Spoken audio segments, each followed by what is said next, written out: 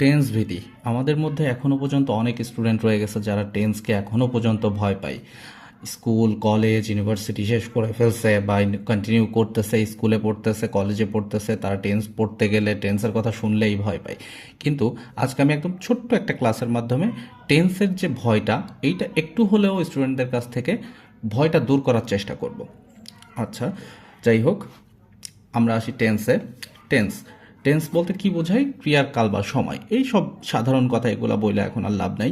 আপনাদের যেটা জানতে হবে মেইন বিষয়টা হচ্ছে টেন্স কত প্রকার, কি কি, এবং তাদের স্ট্রাকচারগুলা। ঠিক আছে? তো টেন্স সাধারণত 3 প্রকার: প্রেজেন্ট, পাস্ট, ফিউচার। এটা যে ক্লাস 5 পাস করছে সেও বলতে পারে, এটা নিয়েও কথা আর না বাড়ায়। যাই হোক, এখন আসি প্রেজেন্ট টেন্স। এখন এই যে যে 3টা টেন্স, এই 3টা টেন্সকে আমরা আবার 4টা ভাগে ভাগ করতে পারি। প্রত্যেকটাকে 4টা করে ভাগে আমরা বিভক্ত করব। তা আজকে আমরা একটু প্রেজেন্ট টেন্স নিয়ে কথা বলি। এই প্রেজেন্ট টেন্সকে আমরা আবার 4টা ভাগে ভাগ করতে পারি। তার মধ্যে একটা হচ্ছে প্রেজেন্ট সিম্পল টেন্স, তারপরে আছে কি প্রেজেন্ট কন্টিনিউয়াস টেন্স,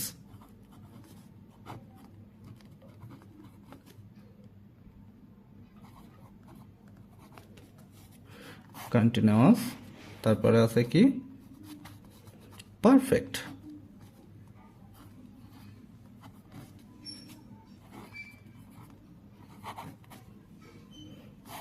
তারপরে কি আছে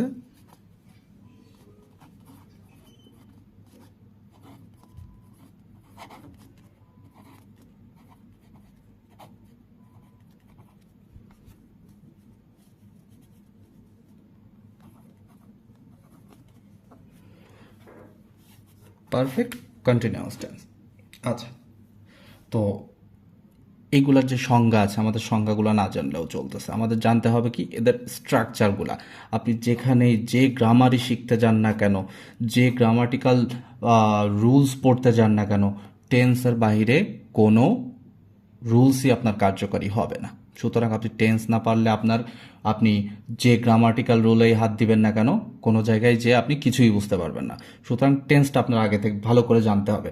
যাই হোক, তো প্রেজেন্ট সিম্পল টেন্স বা প্রেজেন্ট ইনডেফিনাইট টেন্স।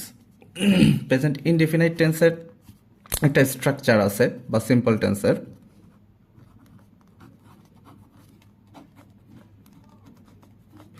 আমরা জানবো প্রেজেন্ট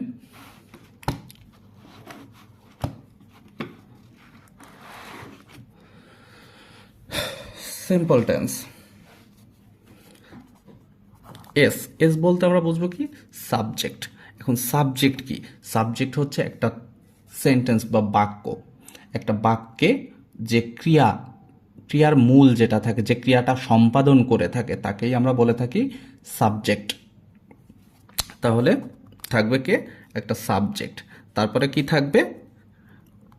V1 ভাব। আমরা অনেক সময় বলতে পারি মূল ভার্বের বেস ফ্রম, যেটাকে আমরা V1 বলে সম্বোধন করি। হ্যাঁ, তারপরে থাকতে পারে কি এস, ইএস, ওবিজে। এটা শর্ট ফর্ম, আমরা একে বলে থাকি কি অবজেক্ট। তাহলে প্রেজেন্ট সিম্পল টেন্স আমরা কিভাবে চিনবো? যে একটা বাক্য দেখেই আমরা যাতে বলতে পারি যে এটা প্রেজেন্ট সিম্পল টেন্স বা প্রেজেন্ট ইনডিফিনাইট টেন্স। যাই হোক, তো আমরা একটা এক্সাম্পল ইউজ করি।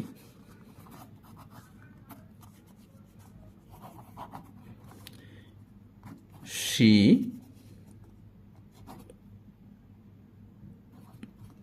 plays the piano every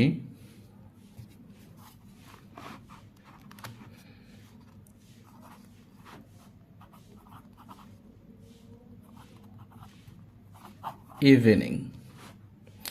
এই যে যে একটা বাক্য, এই বাক্যটা দেখেই বোঝা যাচ্ছে এটা একটা প্রেজেন্ট ইনডেফিনাইট টেন্স। কিভাবে? আমরা বলছিলাম কি সাবজেক্ট থাকবে, এখানে সাবজেক্ট আমরা কে বলবো? কে ক্রিয়াটা করতেছে? সি, সে সে কাজটা করছে। তার মানে আমরা কি বলতে পারছি? যে সেটাই হচ্ছে একটা কি সাবজেক্ট। এখন আমরা এর মধ্যে থেকে আমরা ছোট্ট একটা ফর্ম জেনে ফেলি যে ভার্ব V1। এখন আমরা যদি না জানি যে ভার্বটাই কি, তাহলে V1 যাই না আপনি কি করবেন? এখন V1টা হচ্ছে একটা ভার্বের ফর্ম। ভার্ব কি? ভার্বটা হচ্ছে যে একটা বাক্য সম্পাদন করতে গেলে আপনার কোনো করা, যাওয়া, হওয়া এমন অর্থ প্রকাশ করবে, সেগুলো সবই ভার্ব। এখানে কি এখানে ভার্ব কোনটা তাহলে? এখানে হচ্ছে she plays the piano every evening. সে প্রত্যেক দিন সন্ধ্যায় বা প্রতিদিন সন্ধ্যায় সে পিয়ানো বাজায়। তাহলে এখানে বাজানো হচ্ছে, এটা একটা কাজ। তাহলে এখানে ভার্বকে প্লে করা, আশা করি বোঝা গেল। তাহলে আমরা সাবজেক্ট বুঝলাম, কর্তা, বাক্যে কর্তা যে থাকবে সেই সাবজেক্ট। এখন আসি ভার্ব। ভার্বটা হচ্ছে করা, যাওয়া, হওয়া। তার মানে এখানে আমরা দেখতে পাচ্ছি কি V1। তার মানে আমরা বুঝে ফেলছি এটা কি প্রেজেন্ট সিম্পল টেন্স বা প্রেজেন্ট ইনডেফিনাইট টেন্স। আর বাকি যে অংশটুকু আছে সেটাকে আমরা অবজেক্ট হিসাবে ধরে নিব। গেল। এখন আসতেছি প্রেজেন্ট কন্টিনিউয়াস টেন্স। এখানে কিছু ভার্ব আছে, এম, ইজ, আর প্লাস এগুলা হচ্ছে সাহায্যকারী ভার্ব। এম, ইজ, আর এগুলা হচ্ছে সাহায্যকারী ভার্ব। আর এখানে V1 বলতে বোঝাচ্ছে হচ্ছে মূল ভার্ব, বাক্যে যে যে ক্রিয়াটা করবে। যেমন আমরা এখানে গত প্রেজেন্ট ইনডিফিনাইট টেন্স বা সিম্পল টেন্স আমরা বলেছিলাম যে V1 place, she place the piano every evening. ওখানে ছিল প্লেসটা কি ছিল? ক্রিয়া বা মুখ্য কর্ম বা ভার্ব, যেটাই বলি না কেন। ঠিক সেখানে এখানে প্রেজেন্ট কন্টিনিউয়াস টেন্সেও আমাদের একটা ভার্ব থাকবে, এটা হচ্ছে সেই মূল ভার্ব। আর এই মূল ভার্বকে সাহায্যকারী ভার্ব হিসেবে কাজ করবে কারা? এম, ইজ, আর। আচ্ছা, এখন এখন আমরা আরেকটা বিষয় জেনে রাখবো। প্রেজেন্ট কন্টিনিউয়াস টেন্সে কন্টিনিউয়াস বললেই আইএনজি থাকতে হবে। সেটা হোক প্রেজেন্ট কন্টিনিউয়াস, হোক পাস্ট কন্টিনিউয়াস, হোক ফিউচার কন্টিনিউয়াস, সে যে কন্টিনিউয়াসই থাকুক না কেন, কন্টিনিউয়াস থাকলেই সেখানে, কন্টিনিউয়াস কথা উল্লেখ থাকলেই সেখানে আইএনজি থাকবে। একদমই সোজা কথা। তাহলে এই আইএনজিটা কার সাথে থাকবে এটা মনে রাখতে হবে। আইএনজিটা থাকবে ভার্বের সাথে। আর কি থাকতেছে? অবজেক্ট। তাহলে প্রেজেন্ট কন্টিনিউয়াস টেন্সও শেষ। এখন আমরা আসি present perfect tense. Present perfect tense. Present perfect টেন্সের স্ট্রাকচারটা কেমন? যাই হোক, সরি, এখানে আমার একটা প্রেজেন্ট কন্টিনিউয়াস টেন্সের একটা স্ট্রাকচার, একটা উদাহরণ দিলে, এক্সাম্পল দিলে আপনারা হয়তো আরো সুন্দর করে বুঝতে পারতেন। এখানে প্রেজেন্ট কন্টিনিউয়াস টেন্সের কথা কি বলতে পারি? They R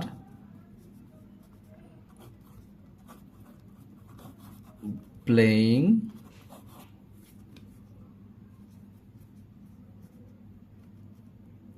ball. They are playing ball. এই বাক্যে আমি কি বলেছিলাম? যে কন্টিনিউয়াস টেন্স হলেই সেখানে আইএনজি থাকবে। এই যে সেই আইএনজি। আইএনজিটা কার সাথে থাকবে? ভার্বের সাথে। এই যে সেই ভার্ব প্লে।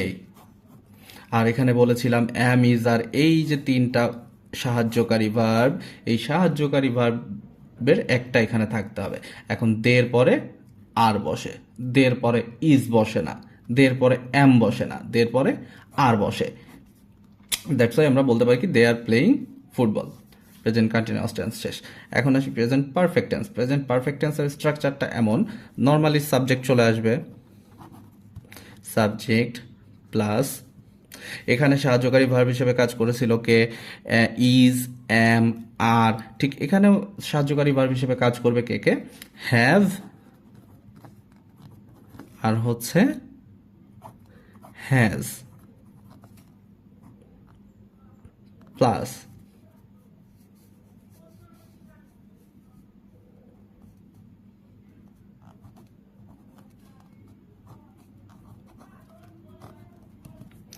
তাহলে প্রেজেন্ট পারফেক্ট টেন্স শিখতে গেলে আমরা দেখতে পাচ্ছি যে প্রেজেন্ট পারফেক্ট টেন্সের স্ট্রাকচারটা দাঁড়াচ্ছে সাবজেক্ট, হ্যাভ, হ্যাজ। এই দুইটা ঠিক প্রেজেন্ট কন্টিনিউয়াস টেন্সের মতো সাহায্যকারী ভার্ব হিসেবে কাজ করবে, V3 প্লাস অবজেক্ট। তাহলে এখানে কি দাঁড়াচ্ছে? প্রেজেন্ট পারফেক্ট টেন্সে V3 বলতে আমরা কি বুঝি, এখানে এইটুকু চেঞ্জ আসছে। নর্মালি ওখানে সাবজেক্ট ছিল, প্রথমটাতেও সাবজেক্ট ছিল, প্রেজেন্ট সিম্পল টেন্সে, প্রেজেন্ট কন্টিনিউয়াস টেন্সে সবগুলাই সাবজেক্ট ছিল, এখানেও সাবজেক্ট আছে। ওখানে ছিল কি এম ইজ আর, এখানে আছে হ্যাভ হ্যাজ, এখানে ছিল V1, প্রেজেন্ট সিম্পল টেন্সেও ছিল V1। তাহলে এখানে কি আসছে নতুন একটা মুখ V3। আর একটা বিষয়, যখনই পারফেক্টের কথা আসবে, পারফেক্ট আসলে V3 নর্মাল হিসাব। প্রেজেন্ট কন্টিনিউয়াস থাকলেই আমার চলে আসবে আইএনজি, পারফেক্ট থাকলেই আমার চলে আসবে কি V3, একদম আজীবনের সত্য। তাহলে এখন আমরা প্রেজেন্ট পারফেক্ট টেন্সের একটা স্ট্রাকচার দেখতে পারি। কি বলা যায়, present perfect continuous tense, she has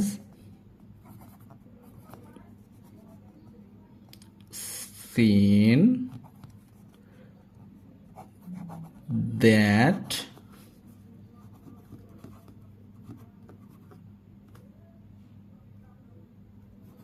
movie।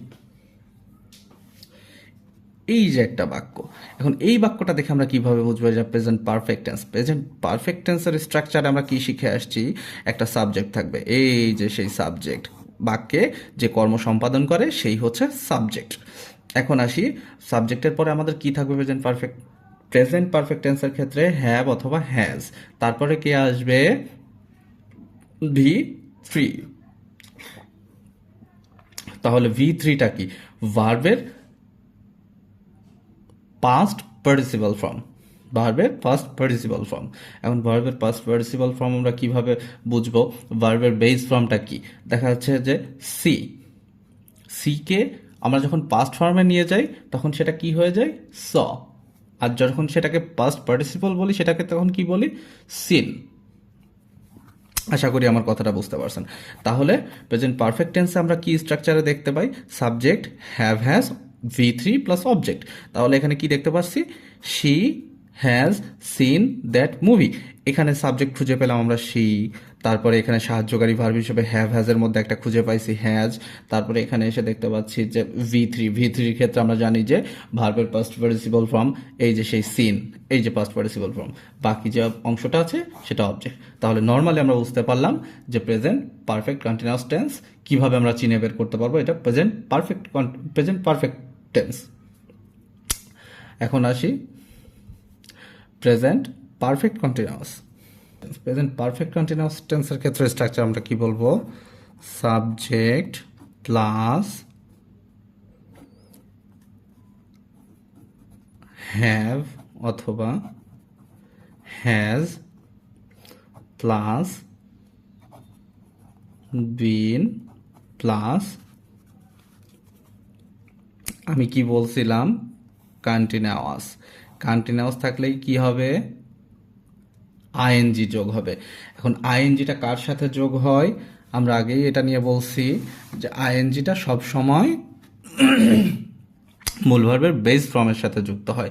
তাহলে V1 plus ING plus object. আচ্ছা, এখন নর্মালি আমরা প্রেজেন্ট পারফেক্ট টেন্সের ক্ষেত্রে আমরা দেখছিলাম বাক্যের subject have has V3 plus object. Present perfect continuous টেন্সের ক্ষেত্রে ঠিক সেম চলে আসবে, subject plus have has plus এর সাথে নতুন করে শুধু যুক্ত হবে একটা কি বিন, আর হচ্ছে V1 এর সাথে আইএনজি। প্রেজেন্ট পারফেক্ট টেন্স আর প্রেজেন্ট পারফেক্ট কন্টিনিউয়াস টেন্সের মধ্যে শুধু এইটুকু ডিফারেন্স যে বিন আর হচ্ছে আইএনজি। কারণ আমরা আগে থেকেই জানি, এটা মনে রাখার জন্য আপনার খুব বেশি রকেট সায়েন্সের মতো কিছু করতে হবে না, আপনার খুব ইজিভাবেই মনে রাখা যাবে যে কন্টিনিউয়াস বললেই কি হবে আইএনজি, এখানেও সেই আইএনজি। আর প্রেজেন্ট পারফেক্ট টেন্সের ক্ষেত্রে আমরা কি বলছি V3, এখানে জাস্ট V1, আর এখানে এক্সট্রা ভাবে কি আসছে শুধু বিন। এখন আমরা তাহলে একটা প্রেজেন্ট পারফেক্ট কন্টিনিউয়াস টেন্সের একটা স্ট্রাকচার দেখি, সরি একটা এক্সাম্পল দেখি। I have been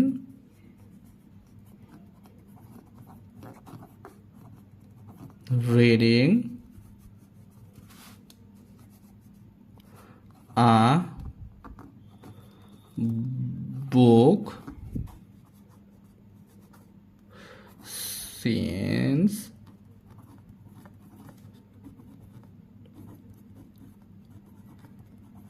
morning.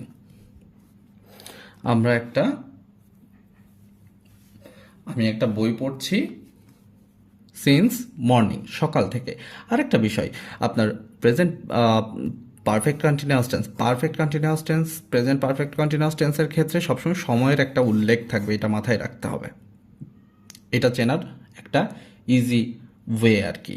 যাই হোক, তাহলে এখানে আমরা নর্মালি সাবজেক্ট খুঁজে বেড়াই, দেখি এই যে সাবজেক্ট হ্যাভ অথবা হ্যাজ থাকবে, এই যে সেই হ্যাভ আছে। এখন পরে কি থাকবে? বিন থাকবে, এই যে সেই বিন খুঁজে পাইছি। V1 থাকবে, রিড হচ্ছে V1 মূল ভার্বের বেস ফর্ম, তার সাথে কি যোগ হবে? আইএনজি, এই যে সেই আইএনজি। বাকি যেটুকু আছে সেটা অবজেক্ট। আজ এই পর্যন্তই। এখন নর্মালি আমরা প্রেজেন্ট পারফেক্ট টেন্সের ক্ষেত্রে আমরা দেখছিলাম বাক্যের subject have, has, V3 plus object. Present perfect continuous টেন্সের ক্ষেত্রে ঠিক সেম চলে আসবে, subject plus have, has plus এর সাথে নতুন করে শুধু যুক্ত হবে একটা কি বিন, আর হচ্ছে V1 এর সাথে আইএনজি। প্রেজেন্ট পারফেক্ট টেন্স আর প্রেজেন্ট পারফেক্ট কন্টিনিউয়াস টেন্সের মধ্যে শুধু এইটুকু ডিফারেন্স যে বিন আর হচ্ছে আইএনজি। কারণ আমরা আগে থেকেই জানি, এটা মনে রাখার জন্য আপনার খুব বেশি রকেট সায়েন্সের মতো কিছু করতে হবে না। আপনার খুব ইজিভাবেই মনে রাখা যাবে যে কন্টিনিউয়াস বললেই কি হবে? আইএনজি, এখানেও সেই আইএনজি। আর প্রেজেন্ট পারফেক্ট টেন্সের ক্ষেত্রে আমরা কি বলছি? V3, এখানে জাস্ট V1, আর এখানে এক্সট্রা ভাবে কি আসছে? শুধু বিন। এখন আমরা তাহলে একটা প্রেজেন্ট পারফেক্ট কন্টিনিউয়াস টেন্সের একটা স্ট্রাকচার দেখি, সরি একটা এক্সাম্পল দেখি। I have been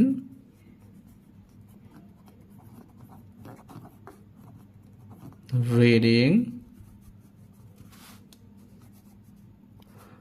a book since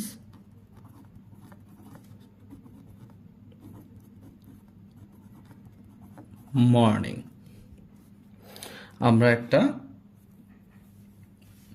আমি একটা বই পড়ছি সিন্স মর্নিং, সকাল থেকে।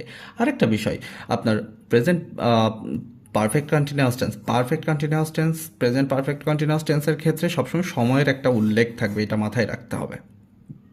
এটা চেনার একটা ইজি ওয়ে আর কি। যাই হোক, তাহলে এখানে আমরা নর্মালি সাবজেক্ট খুঁজে বেড়াই, দেখি এই যে সাবজেক্ট হ্যাভ অথবা হ্যাজ থাকবে, এই যে সেই হ্যাভ আছে। এখন পরে কি থাকবে? বিন থাকবে, এই যে সেই বিন খুঁজে পাইছি। V1 থাকবে, রিড হচ্ছে V1 মূল ভার্বের বেস ফর্ম, তার সাথে কি যোগ হবে? আইএনজি, এই যে সেই আইএনজি। বাকি যেটুকু আছে সেটা অবজেক্ট। আজ এই পর্যন্তই।